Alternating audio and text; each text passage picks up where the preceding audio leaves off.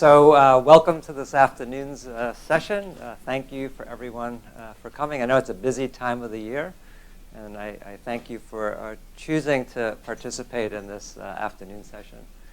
So I just want to make a few remarks about PIRE.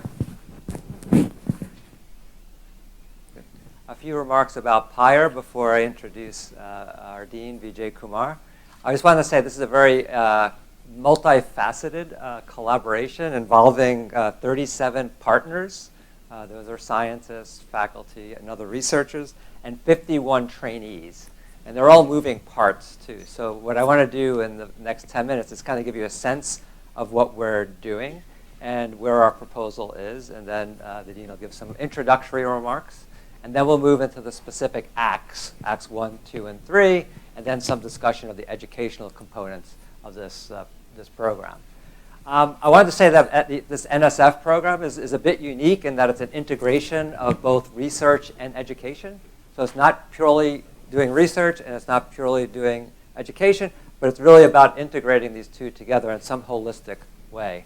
The research topics could be of any sort, and in fact, of the 17 that were funded out of 230 applications, most of them had climate change, natural disasters as an undertone to their proposal. So I selected one of them.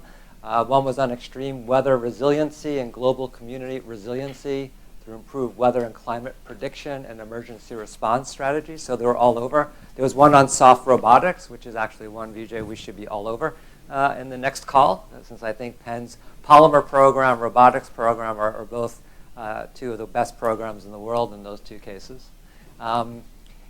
This program requires foreign collaborators, and that's a really important part, both in terms of the partnership and the ability to provide experiences for our trainees to do research in an environment that's not typical to the United States. The engagement of underrepresented groups is critically important, and that goes from the undergraduate through the early career level. So that leaves me out, but it leaves people like Zara and Rob Riggleman in. So part of this is to develop early career scientists as well. And it requires, very importantly, counterpart funding. And this is a bilateral between France and the United States. And the support that will be coming from France is through ANR and CNRS. This is the only slide I have about the research that we'll be doing. This is a program that involves research and education in active coding technologies for the human habitat. And so we chose Harvey Rubin, or he chose us actually, to present at 3:30 because he's an expert in infectious disease, natural disasters, emergency relief. So he'll give a general talk at 3:30 about the human habitat side of things. These are the three different research topics: active coatings that collect and purify water. And working with Vijay, I learned a lot that you need to brand yourself. So we have different branding for each of the acts. There's water droplet, obviously, on a tent. There's bacteria being resisted from adhering to a tent. And then there's energy collection and storage on a tent. So those are our branding logos. And those are just encapsulations of some of the science that we'll be doing. The international partnership consists of 13 partners from 6 different institutions within GIANT. And Francine will explain to us later this afternoon of what GIANT consists of. It's a really interesting social experiment to get a critical mass of scientifically literate people together that appreciate science, not just the scientists, but the whole community. And it's something our students, I think, will benefit from being immersed in. And the third point is that we engage our trainees, and there are 51 from the US side, plus on the order of 30 from the French side coming to the United States, in interdisciplinary international research. And then embedded in this is also education and professional development skills. So on one slide, that sort of encapsulates our grant. The next 3 slides will just give you a sense of the breadth of expertise that we've been able to pull together. These are the 13 participants from the University of Pennsylvania in material science, chemical biomolecular engineering. We have folks from the college in chemistry and physics participating. And we even have folks from the medical school, anesthesiologist David Ekman. Right? So there are 13 faculty. I don't want to, and scientists from the Penn side, I don't want you to read this, just to give you a sense of the expertise we're pulling together. We have local participating folks from Villanova and Bryn Mawr, and also Alabama State University that kind of complement expertise more on the biological side and the mechanics side. And this project also involves collaboration with industrial folks from Solvay. And so we have some of them listed here. Jean-Yves is here, and Ryan are here representing Solvay's interest.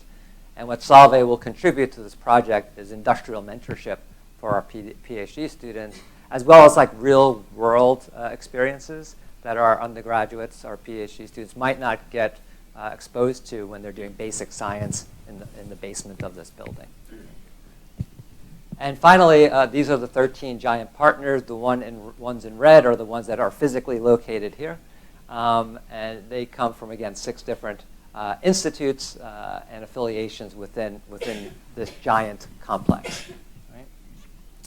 I want to thank folks who wrote letters of recommendation, letters of commitment, they're called by NSF. There were 13 different ones. At the university level, Kate Stebby provided a letter for School of Engineering, Charlie Johnson for Nanobiointerface Center, Azika Manuel and A.B. Gadsden from Penn Global supported letters. We had 3 important letters from Giant, one in Umbrella University of Grenoble Alpes. That is an umbrella organization over the different universities involved. Support from Alabama State, as I said, Bryn Mawr and Villanova.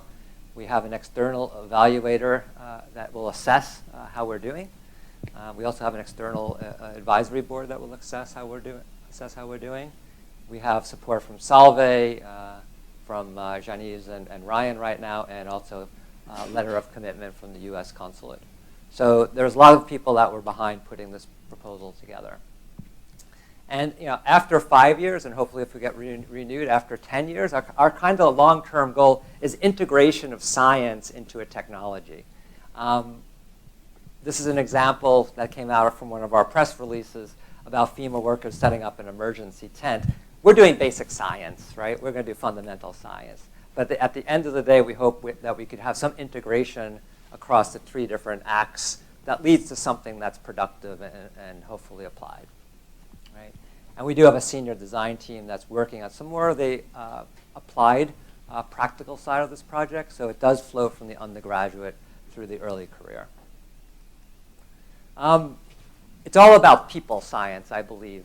So through the Nanobiointerface Center, we had an exchange for on the order of 5-10 years. And this is from the French-American Workshop 2012. Jim McGonigal was one of the pioneers before Kristen to get this collaboration going. And here are 2 undergraduates from Penn and 2 graduate students, Vicky and Ashley, that had been participating in this outreach program in 2012. And in 2013, I went back with this young man right here who's on sabbatical in Korea, Professor Dae-Yoon Lee. And this was on our inaugural meeting with Patrice, Brigitte, and Didier. And this is Dae-Yoon and myself. And we met for maybe 5 or 6 hours. And we probably spent 4 hours deciding on an acronym. I didn't understand how important acronyms were to France, but now that I've collaborated, I understand the importance of acronyms. And so those red things are probably the acronyms that we were deciding upon, right? And this is Robert Feria, who's a graduate student with me, Albert, and another undergraduate whose name I forgot, that were there in 2013, right? So with that, I want to thank some of the people that did kind of the groundwork today. Dae-Yoon, Kristen, and Zara did a lot of the work. This goes back to Dawn Bonnell's vision for the Nanobiointerface Center. That really set the tone, and that was sunsetted after 10 years. And now the goal is to pick it up. And this is one of the ways that we're picking up on Dawn Bonnell's legacy. And she'll continue this discussion, I think, at the closing ceremony at 4:30. Carmen Huber and Mike Rocco were very supportive way in the early stage to tell us how to direct our research. It's good to have bodies inside NSF that kind of tell you the real deal rather than reading the proposal. It's the real expectations are different than what's written for everyone else. So that was very helpful. The town business office was able to accommodate a 10% cut in the budget in an hour and 15 minutes. That's how long we were given to adapt our budget to the reality of NSF.